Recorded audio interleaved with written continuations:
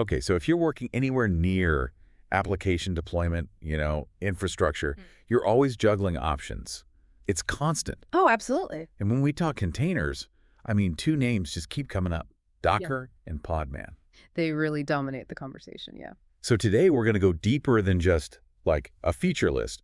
We're really diving into the philosophies behind them. Mm-hmm. Our mission here is to unpack what makes them tick. Yeah, but the core differences, where each one shines, the specific use cases. We've looked at a bunch of expert takes to help you figure out which one fits your needs best. Or even just understand where they sit in the whole container world. Exactly. And maybe the biggest clue, the thing that kind of hints at everything else, is this fundamental architectural choice. One uses that central background service, Oh, daemon. right. The dockerd. Yeah. And the other, completely daemonless. And that one difference you'll see, it really echoes through almost everything else we'll talk about. It's a foundational split. So, okay, let's start with the one most people know, Docker.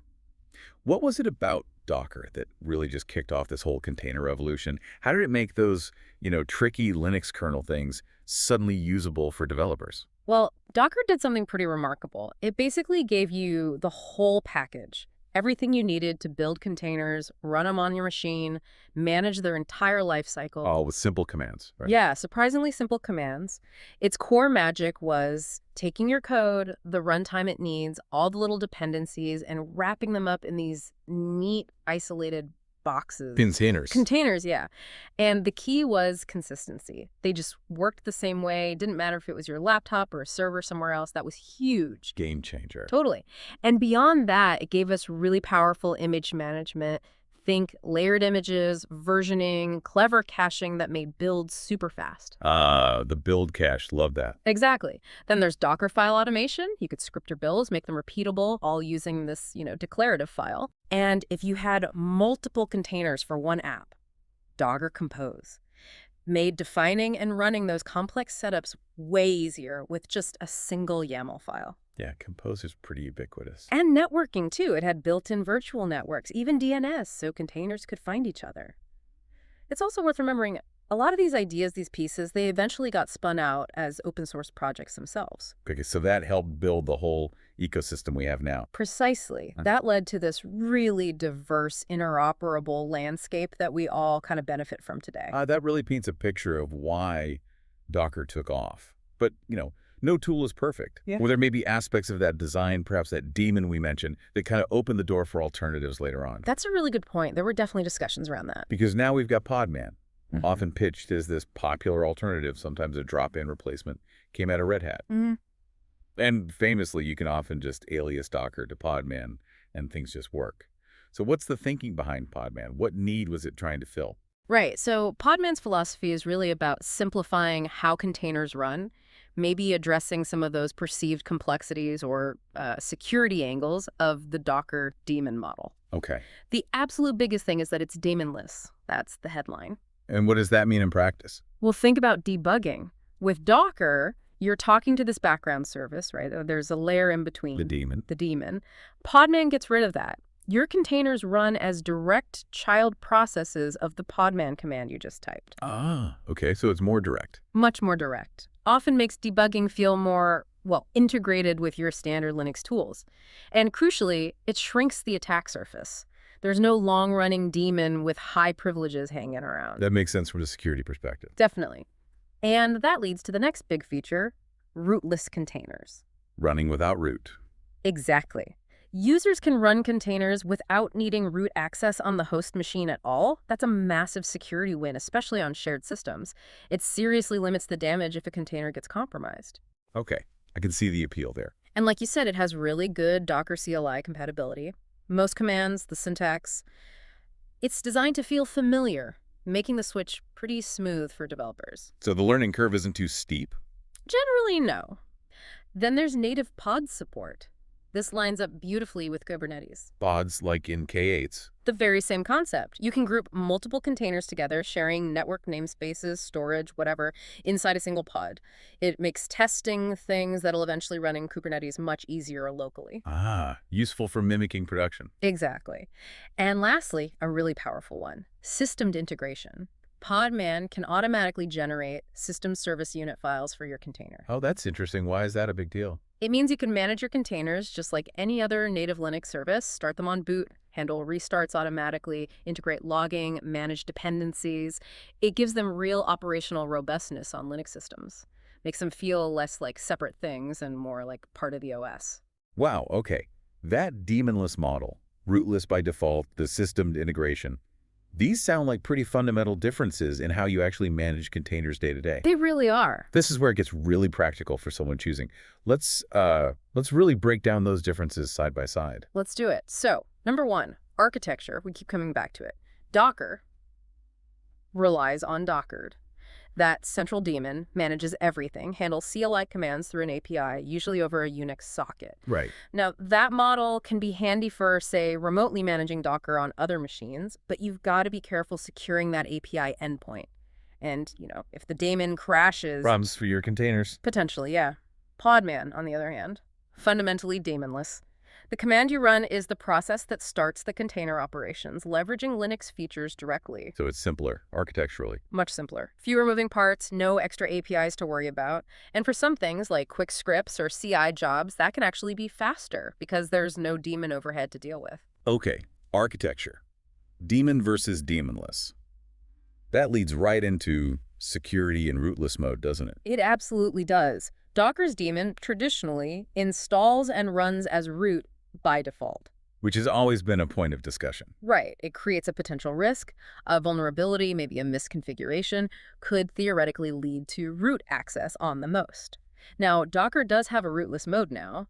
But it's newer, maybe more set up. It can be more complex to configure correctly, yeah. Yeah. Podman was kind of designed with rootless in mind from the start. It makes it much simpler to set up and run containers as a non-root user, preventing them from escalating privileges on the host. So generally, it offers a tighter security posture out of the box. Okay, security edge potentially to Podman by default. What about building images? Is that process different? For the most part, building images is remarkably similar. Both tools are excellent at it. They both use Docker files, right? They both read Docker files, yeah. They can build images without needing other tools. They push and pull from registries just fine. Internally, there's a difference. Docker uses BuildKit now. Podman uses Builda. Builda, okay. Honestly, that's mostly an implementation detail. The important thing is they both create standard OCI-compliant images. OCI, Open Container Initiative. Exactly. That standard means an image built with Docker runs on Podman and vice versa. For your typical build workflow, there's really no practical difference. Podman might call the file a container file by preference, but if it sees a Docker file, it just uses it. Okay, so image building is basically a wash. What about GUIs? A lot of devs, like a desktop app. Yeah, good point. Both are primarily command line tools, but they both have optional desktop UIs. Docker Desktop is very mature, lots of features, vulnerability scanning, dev environments, a big extension marketplace. Right, I've used that. Podman Desktop is catching up fast. It gives you similar container and image management, and it cleverly uses extensions for things like security scanning, too. It can even use some Docker Desktop extensions. Oh, interesting. So you get a visual option either way. Pretty much, yeah. The experience is converging there. And managing a running container. Start, stop, pause. Does Podman's daemonless thing change that? It changes how it's done underneath, subtly. Both let you do the basics: restart, stop, pause, resume. Docker relies on its daemon to track and manage that state. Makes sense. Podman, again, leans on Linux, specifically systemed. Since it can generate those system service files, managing the container lifecycle feels much more integrated with the OS itself. It can be easier to customize for complex startup dependencies or restart policies in production. More Linux native, less tool specific. Exactly. Okay, now let's tackle a potentially bigger topic. Orchestration and Kubernetes. How do Docker and Podman fit into that larger picture? Right. Orchestration, just a level set, that's about automating how you deploy, scale, and manage lots of containers, usually across many machines. Not just one container on your laptop. Definitely not. So Docker has some built-in stuff. Docker Compose is great for defining multi-container apps declaratively on a single host. And it has swarm mode for basic clustering and scaling. Docker Desktop also bundles a local Kubernetes cluster for development. Okay. But it's important to note, Docker's Kubernetes features are kind of separate. You don't typically use Docker commands to directly push things into a production K8s cluster. Gotcha. What about Podman? Podman supports Docker Compose files too, but you use a separate tool called Podman Compose. It doesn't have its own swarm equivalent. Podman Desktop also bundles local Kubernetes. Similar local K8 support. Yes, but here's a key Podman advantage. The Podman CLI can actually generate Kubernetes YAML files directly from your running Podman containers or pods. Oh, really? Like it writes the manifest for you? Exactly. That can seriously streamline moving a workload you developed locally into a proper Kubernetes environment. And remember the native pod support.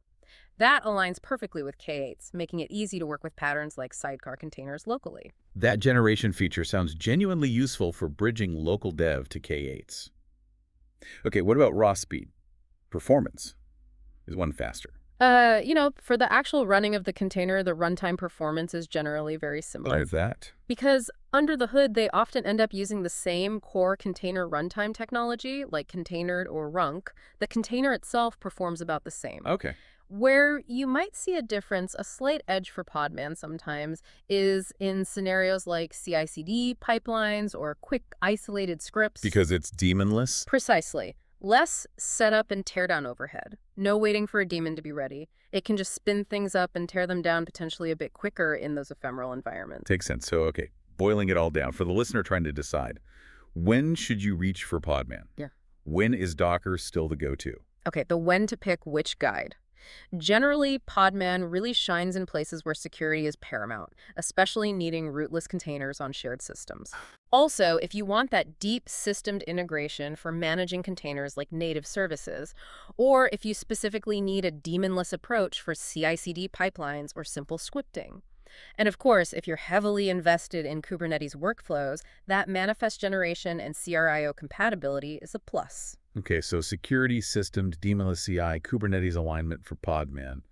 What about Docker? Docker is still fantastic for rapid local development. Its ecosystem is just huge, massive community support, tons of third-party tools, tutorials everywhere. Hard to beat that maturity. Absolutely. Standardized Docker Compose workflows are everywhere. It's often the default choice for learning environments just because it's so widely known and documented. Okay, that helps clarify the sweet spots. One last crucial detail. Licenses, how do they compare there? Yes, licensing. Important stuff. Docker's core engine, the CLI, that's open source, the community edition. Right. But Docker Desktop, the GUI application, has licensing terms. It requires a paid subscription for larger organizations. The threshold is usually over 250 employees or are over $10 million in annual revenue. But free for personal use for small businesses. Correct. Free for personal use, education, nonprofits, and smaller businesses below that threshold. Podman and Podman Desktop as well are both fully open source. Apache License 2.0, meaning free to use for anyone, any purpose, including commercially, with no restrictions based on company size or revenue. Okay, that's a pretty clear difference, especially for larger companies evaluating Docker Desktop. It's definitely a factor in the decision-making process for some. This leads to a question I bet a lot of listeners have. If I build my image with Docker, can I just run it with Podman? Or the other way around? Yes, absolutely 100% yes. Okay, why is that? It comes back to that OCI standard we mentioned, the Open Container Initiative. Both Docker and Podman adhere to these specs for image formats, how runtime should behave, how registries work. So the standards ensure compatibility. Exactly. It means images are fundamentally interchangeable. An image built by Docker will run fine using Podman, or in Kubernetes, or on a cloud serverless platform, and vice versa. That interoperability is a cornerstone of the modern container ecosystem. That's fantastic news for flexibility. Yeah. But it does raise the next question.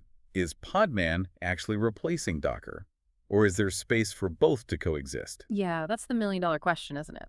Podman isn't really directly replacing Docker in the sense of making it obsolete. It's positioned more as a powerful, compatible alternative. A drop-in alternative, you said. A drop-in alternative, exactly. You do see some Linux distros, particularly Fedora, Red Hat Enterprise Linux, pushing Podman as the default out of the box now. Right. But Docker still has enormous momentum, especially in developer workflows, established CI/CD pipelines, that huge ecosystem, Docker Compose being so common, that keeps it dominant in many areas. So different niches. Increasingly, yes. Podman's gaining a lot of traction in enterprise environments, places focused on security, Linux integration like Linux, that enhanced isolation. But it's worth remembering, While the basic commands and Docker files are compatible, if you rely on very specific, deep Docker features and maybe some niche volume plugins or network drivers, you might need to find Podman-specific alternatives or use Podman Compose, which might not have 100% feature parity with Docker Compose in every edge case. Okay, so mostly compatible, but check the details for advanced use cases. Summary. So zooming out again, we have Podman and Docker, both building and running containers, and then we have Kubernetes orchestrating them. How do these three pieces actually fit together? What's the hierarchy? That's a really important clarification. Think of it like this. Podman and Docker. They're container engines. The engine room. Exactly. They're the tools that actually build the container image and run an individual container, usually on a single machine. Kubernetes is different. It's a container orchestration platform. Managing the fleet. Managing the fleet, precisely. It operates at a higher level, coordinating potentially thousands of containers across many different machines, handling deployment, scaling, networking between them, self-healing, all that complex stuff. So Kubernetes uses an engine underneath. Yes. Kubernetes needs a container runtime underneath to actually execute the containers. That runtime could be containered or runk, and guess what? Both Docker and Podman utilize those same runtimes. So Kubernetes works with these engines, or more accurately, with the runtimes they rely on. They're complementary technologies, not competitors at that level. Okay, that clears it up. Yeah. Engines run containers. Okay. Kubernetes manages engines running containers across a cluster. You got it. Wow, okay. What a journey through these two giants. So just to recap quickly, both Podman and Docker are seriously powerful tools for the whole container lifecycle, building, running, managing. Both have good management features. Desktop interfaces are available. Mm-hmm. Docker's strength really lies in its massive, mature ecosystem, that broad support, making it super accessible, especially for development workflows. Still the default for many, yeah. Podman, though, offers this really compelling alternative, especially if you value that simpler, daemonless architecture, maybe need stronger security guarantees out of the box, or want that tight integration with native Linux tools like Systemed. It's a strong contender, particularly in certain environments. So as we wrap up, maybe a final thought for our listeners to chew on. Well, I think it's fascinating how this whole container world keeps evolving. But the really cool thing, it's how those fundamental OCI standards allow tools as different architecturally as Docker and Podman to still work together so seamlessly. That interoperability is key. It really is. That adherence to open standards is what gives you, the user, the flexibility. You can pick the engine that makes the most sense for your specific job today, knowing you can adapt and change tomorrow without being totally locked in. That's pretty powerful.